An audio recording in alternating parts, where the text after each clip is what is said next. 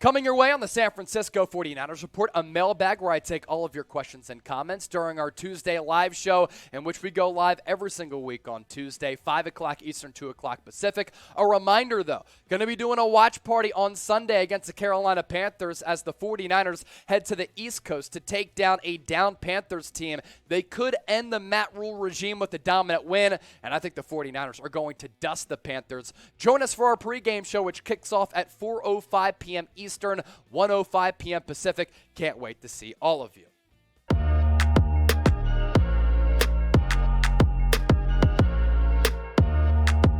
So let's start to take your questions here on the San Francisco 49ers Report by Chat Sports. I'm your host, Jay Sr. Hope all of you have had a great week, gearing up to have a fantastic weekend as the NFL season pivots to Week 5. I want to start off with this one from Mamba Legend 24. We are back. I'm so happy that Jimmie did not run out of the end zone in this game.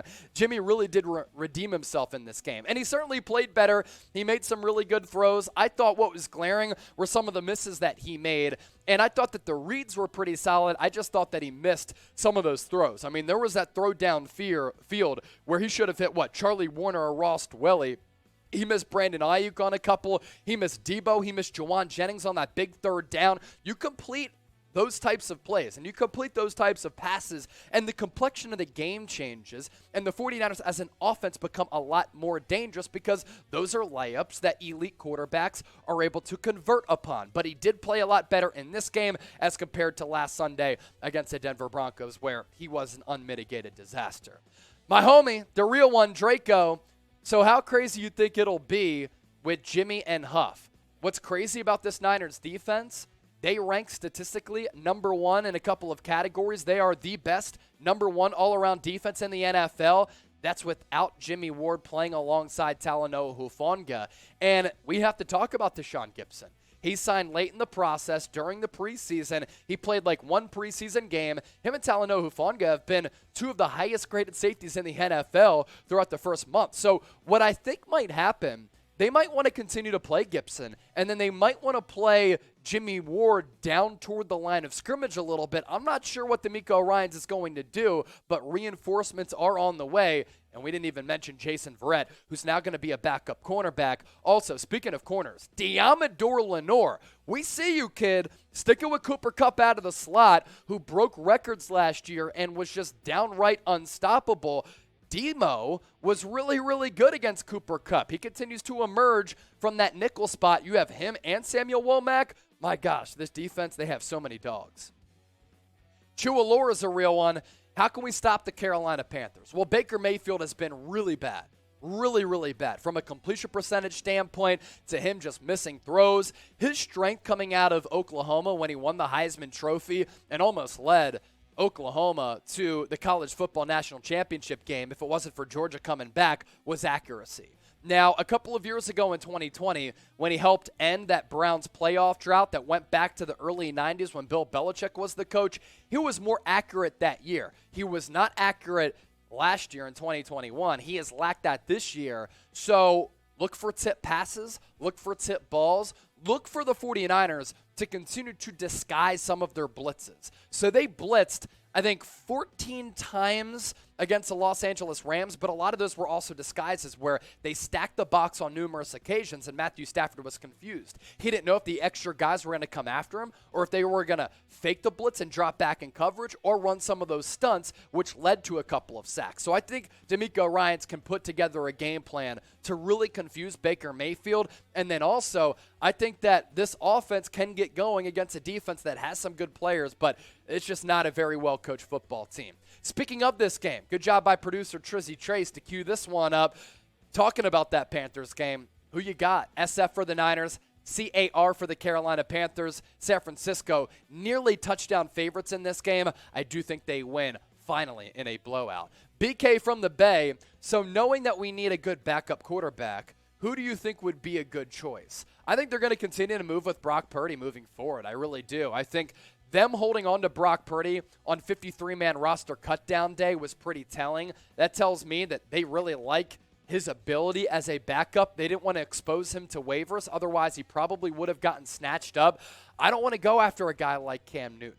I mean, they signed Kurt Benkert. Maybe they'd elevate him from the practice squad. I do have confidence that in this offense, you can draw up plays like they did on Monday Night Football where you can get it out of the hands of the quarterback very quickly. When you throw it downfield, that's when some struggles can come about. But something to note there is that Brock Purdy is aggressive in throwing the ball downfield. I think they just go with him to be the backup. If you're subscribed to us here on the Niners Report, during our Monday Night Football watch party, we did surpass 64,000 subscribers as the largest Niners News and Rumors channel on YouTube. If you're subbed, we appreciate you. Type real one because right now it's the real one. Roll call. The real ones know. Evan Hinder's next up. Niners should call Malcolm Butler.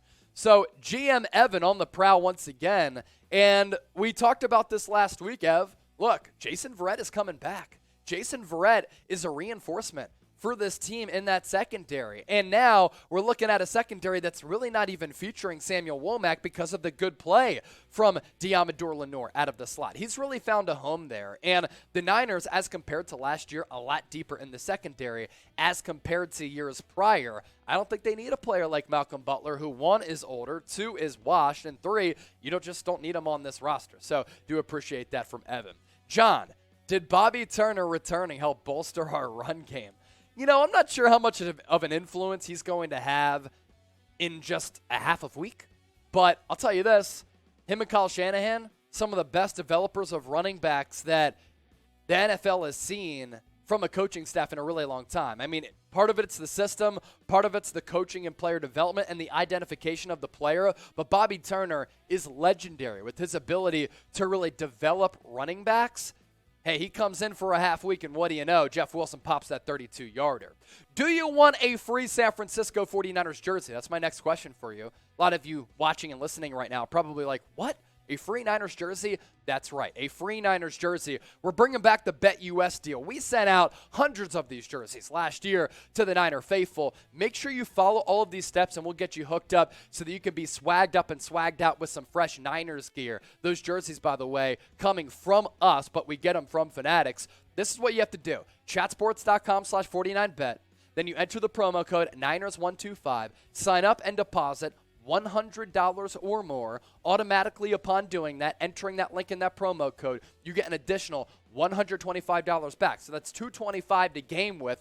Make your first bet and then email us that you followed all of these steps right here to my right, jersey@chatsports.com. Now, we're not going to send you an old school throwback because a lot of times they're not available. Current players only. We're talking George Kittle, Nick Bosa, Fred Warner, Deebo Samuel, those types of guys. So follow those steps. Sign up with BetUS. Deposit at least $100. Use that link in that promo code. Make your first bet. Then email us. And don't worry, we're going to get back to you. We're going to allow those responses to come in. Excited to bring the jersey deal back. And we're only doing it because the Niners came through with that big dub on Monday night. John, what does Trent Williams not on IR imply? It implies that maybe he can come back prior to that 4-week threshold. So if they put him on IR, that would have meant that he would miss at least 4 games at a minimum. He did say this past week, or I guess now last week, that he's going to be back in no time. Now, high ankle sprain, usually it does last between 4, 6, 8 weeks, but he's a different cat and he's built different. So maybe he's able to come back a little bit sooner, which would be good because Colton McKivitz did get hurt in that game on Monday night. Callie with 10. Callie, appreciate it. Second super chat during our live show. Our defense going to win us the trophy. They can if the offense plays just a tad better. That's how high I am on this football team. Wet Noodle 187, what up, brother? Coming to us from enemy territory in the Pacific Northwest near Seattle. I know I'm just jumping the gun here, but I'm pretty sure Ryan is going to get a head coaching job next offseason. Do you see anyone on our staff as our next defensive coordinator? You're right. And you're not jumping the gun, because I'm only going to say this because I believe it to be true.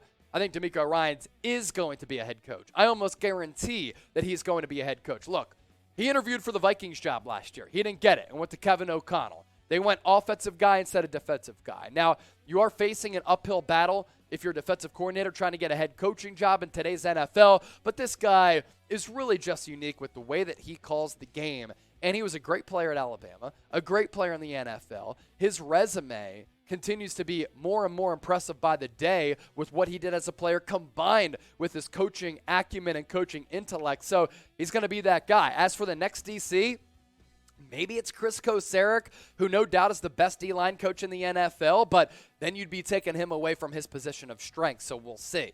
Mamba Legend 24, last question in this mailbag. I got San Francisco to beat the baby Panthers, forever faithful. I agree. Niners win this game. Let me know who you got in the comment section. And if you want to talk about this game, let's chop it up. Twitter, IG, at Chase_Senior. Appreciate all of you for reaching out to me. All the interaction on social media has been absolutely awesome. Look forward to hearing from all of you. And thanks for getting those questions in our mailbag. If you're subscribed to the channel, type real one because we do appreciate that as we give you videos every single day. Yes, we go hard on game day. The watch parties get a little bit crazy, but we put a lot of time and effort into our research and this product.